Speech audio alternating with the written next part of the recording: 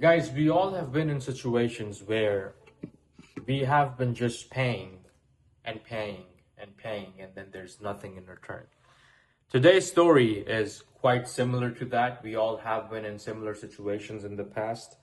The title says, If I am just a wallet to you, then maybe I should stop paying. Another real life, another cheating story, another story where you're just a money making machine. That's it. No emotions, no love, no connection, no strings attached, just money. Let's watch. If I'm just a wallet to you, then maybe I should stop paying. The words left Brandon Hayes' mouth before he could pull them back. The kitchen went silent. Tiffany stood across from him, arms crossed, eyes sharp like broken glass. The dinner plates were still on the table. Steam from the rice faded into the air, just like the warmth between them. You're being dramatic, she said. All I meant is you handle money. That's what you're good at. No, Brandon replied, his voice lower now. You said I'm only good for paying bills. She didn't deny it, and that hurt more than the words. There was a time when Tiffany used to hold his face like it was something fragile and precious. They had met 6 years ago at a bookstore cafe. Brandon was reaching for a novel at the same time she was. Their hands touched. She laughed first. Guess we have the same taste or the same budget. He joked. It's on discount. She rolled her eyes. Romantic? He smiled. I try. Back then, everything felt light. They would sit for hours talking about dreams. Tiffany wanted a big house with white curtains. Brandon wanted peace. They kissed under street lights. They whispered plans at 2 a.m., like the world belonged to them. Their small apartment felt like a palace because they filled it with laughter. And when Noah was born 3 years later, Brandon cried before the baby did. He held that tiny body against his chest and whispered, I've got you. Always. He meant it. But somewhere between diaper changes and mortgage payments, love turned into routine.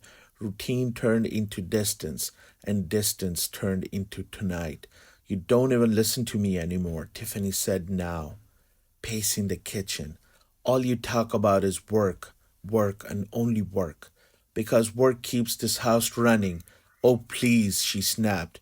You act like you're some hero. You just pay bills. He let out a small, bitter laugh. You know what? That's funny. What? I always thought I was your husband. Turns out I'm a walking ATM machine. That's not what I meant, but it's what you said. Their eyes locked. Something unspoken moved between them. Not love, not hate. Something tired. Later that night, Brandon lay awake while Tiffany slept with her back turned to him. He stared at the ceiling. He replayed her words. Just a wallet. The joke in his head made him smirk sadly. At least wallets get picked carefully. He whispered to himself. The next morning he dropped Noah at preschool. Bye, Daddy, Noah shouted, waving both hands like he was directing traffic. Brandon knelt down. Be good, champ. Will you come early today? I'll try. Noah hugged him tight, and in that moment Brandon felt something solid, real, pure. No one could take that away. 2 weeks later, something strange happened. Brandon came home early from work. The house was quiet, but Tiffany's friend Melissa was there. They were in the living room. He paused when he heard his name. I'm just saying the dates were closed, Tiff, Melissa whispered. It doesn't matter, Tiffany replied quickly. It kind of does. If Brandon ever. The floor cracked under Brandon's shoe. The conversation stopped. Melissa forced a smile when he walked in.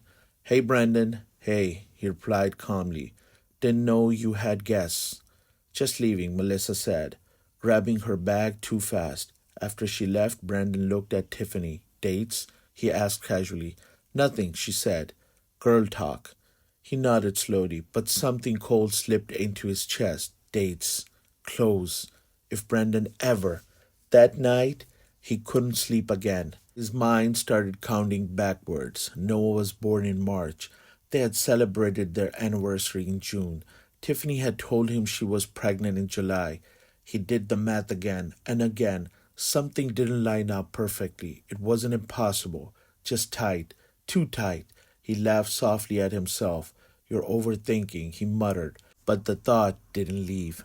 Over the next few days, he noticed small things. Tiffany avoided eye contact when pregnancy stories came up. She changed subjects quickly, and once, when he mentioned how fast they had conceived, she looked nervous. Not happy, nervous. Brandon wasn't an angry man, he was quiet. Quiet men don't explode, they calculate. One evening, sitting alone in his car after work, he typed 3 words into his phone: private DNA test. His finger hovered over the screen. His heart beat harder than it had in 9 years. This is crazy, he whispered.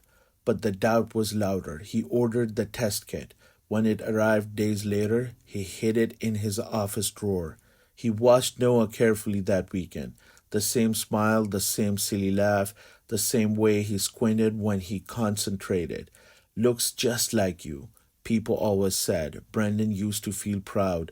Now he felt afraid to believe it. One night, while Tiffany was in the shower, Brendan gently swabbed Noah's cheek while pretending it was a game. Science experiment, he said playfully. Noah giggled. Am I a robot? Maybe, Brendan smiled. A cute one. Then later he swabbed himself. He sealed the envelope, dropping it in the mailbox, and waited. Days passed like a slow rain. Every notification on his phone made his chest tighten. He acted normal. He laughed. He worked. He kissed Tiffany on the forehead out of habit. But inside, something was breaking quietly. Finally, the email arrived.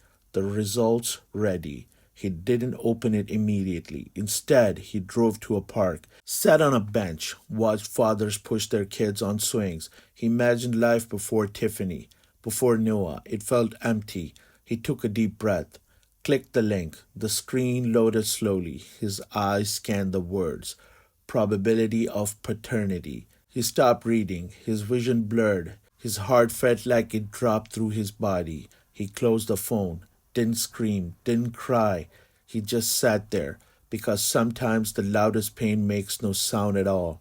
And for the first time in his life, Brandon Hayes didn't know who he was. Probability of paternity, 0%. 0%. He stared at those words again and again that night in the dark of his car. Zero. Not low, not uncertain, but zero. He let out a slow breath, the kind that feels like it might crack your ribs on the way out. He didn't shout. He didn't punch the steering wheel. He didn't call anyone. He just whispered, so that's what I am. Not a father, not a husband, just a wallet with good timing. A sharp, bitter smile touched his lips. Then his phone buzzed. A picture from Tiffany. Noah asleep on the couch, mouth open, one sock missing. He waited for you, she texted. Brandon's chest tightened. He drove home. Inside the house felt the same. Same couch, same framed wedding photo. Same soft lamp in the corner. But everything felt staged now, like he had been living inside a story someone else wrote. Tiffany walked into the kitchen while he poured water. You're late, she said softly. Work, she studied his face. You okay? He looked at her for a long moment. You ever lie to protect someone? He asked calmly. Her shoulders stiffened just a little. What kind of a question is that? Just curious. Yes? She said after a pause. Sometimes lies are kinder than truth. Are they? His voice was steady. Or are they just easier? She didn't answer. That night, he didn't touch her. She reached for him in bed out of habit, sliding her hand across his chest. You're tense, she whispered. I'm thinking. About? A question mark.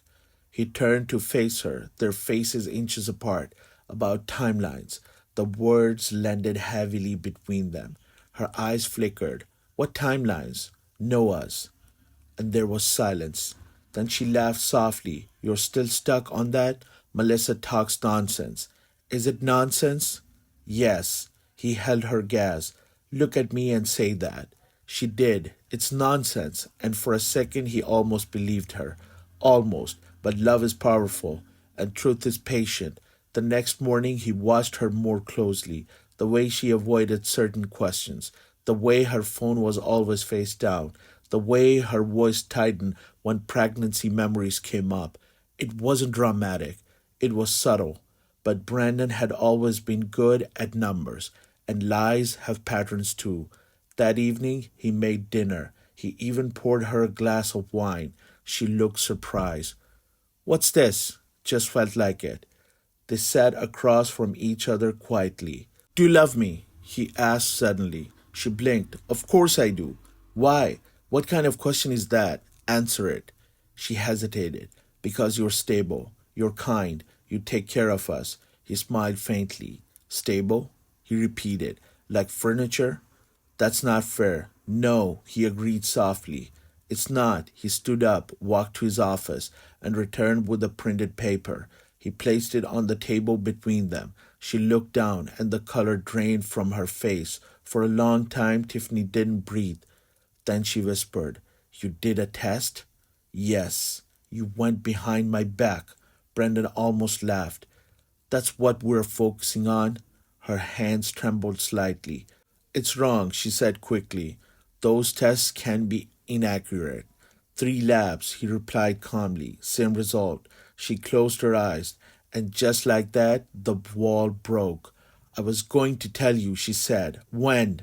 When? His voice was still calm, and that scared her more than shouting would have. When he graduated college. Tears filled down her eyes. It wasn't supposed to happen, she whispered. Who? She swallowed hard. Evan. The name felt foreign in the room. Evan who? Evan Cole. The words felt heavy. He was before you. She continued. We broke up. It was toxic. He was unstable, angry. When I found out I was pregnant, I didn't even know for sure who the father was. Brandon felt something sharp move through his chest. You didn't know? I hoped it was yours, she cried. You were good, safe. You wanted a family. So you chose me. I chose stability, she snapped. Evan would have destroyed us. He didn't even want kids, and I did, Brendan said softly. So I was convenient. That's not fair. No, he replied quietly. But it's accurate. She sobbed now. I convinced Evan to stay silent. I told him the dates didn't match. He didn't push. He's unstable, Brandon. I was protecting all of us by lying. Yes. Silence filled the room. He looked at her like he was seeing her for the first time. You didn't trust me with the truth, he said finally. I was scared. So you built a life on a secret. She reached for him. But the love was real. Was it? His voice cracked slightly for the first time. Or was I just the better option? She didn't answer, and that was answer enough. Brandon didn't leave that night. He slept in the guest room. The next morning he called a lawyer, not to destroy her, to protect himself. He secured his accounts, adjusted property documents, reviewed custody laws quietly. He moved like a man crossing thin ice, carefully, controlled. Tiffany watched him from a distance. You're planning something, she said one afternoon. I'm planning peace, he replied. For who? For me. But the hardest part wasn't Tiffany. It was Noah. One evening, Noah ran into his arms after preschool. Daddy, look what I drew. It was a picture of 3 stick figures holding hands. Is that us? Brendan asked. Yes, Mommy, me and you. Brendan's throat tightened. Why did you make me so tall? He teased. Because you're strong, Noah said proudly. Strong, the word echoed in his mind. Later that night, he sat beside Noah's bed, watching him sleep. He brushed a hand gently through the child's hair. Biology, love, blood, time. Which one makes a father? He remembered the first steps, the fevers he stayed up for, the bedtime stories, the whispered, I love you, Daddy. None of that felt fake. None of that felt like 0%. Tiffany stood in the doorway quietly. You're still his father, she whispered. He didn't look at her. I need to decide what that means. He replied. Weeks passed. The house felt calmer, but heavier. One night, Tiffany stood in front of him in the living room. Are you leaving? She asked. He looked at her for a long moment. I don't know if I can stay as your husband, he said honestly. She closed her eyes. But Noah, she whispered. He exhaled slowly. I became his father the first day I held him. That didn't change because of a test. Tears streamed down her face. I was selfish, she said. I thought choosing a good man would fix a bad mistake. You didn't choose me, he replied softly. You used me. The words hurt, but they were true. He stepped closer. I loved you, he said, not because you were safe, because you were you. You. I deserved the same honesty. She nodded, but broken. He continued, I still stay in Noah's life, not because I was tricked, not because I'm stable, but because I love him, and love is a choice. And us, she whispered. He paused. Trust isn't a light switch. It's a foundation, and ours cracked. She began to cry harder. He gently wiped her tears. I'm not angry, he said quietly. I'm disappointed. He walked to Noah's room one last time that night, watched his son sleep, and in that stillness, Brandon finally understood something simple and powerful. A father is not the man who shares blood. A father is the man who stays. He kissed Noah's forehead. I've got you, he whispered again. Always. Because identity isn't given by DNA, it's proven by love.